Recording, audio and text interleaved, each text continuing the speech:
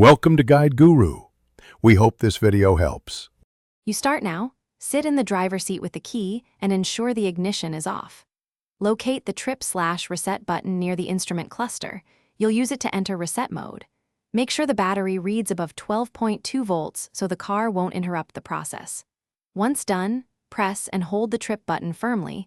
This is the first actionable move to force the cluster into a service reset handshake. You're setting the car to accept the reset command. With the trip button held, turn the ignition to position 2, but do not crank the engine.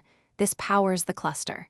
You'll see the display change. Watch for the service menu or a flashing spanner/service icon, which indicates entry. Release the trip button for 1 second, then press it again to scroll options. This sequence confirms the command to the ECU. Repeat short presses until the service interval or resetting prompt appears. This is the detailed execution of the reset sequence.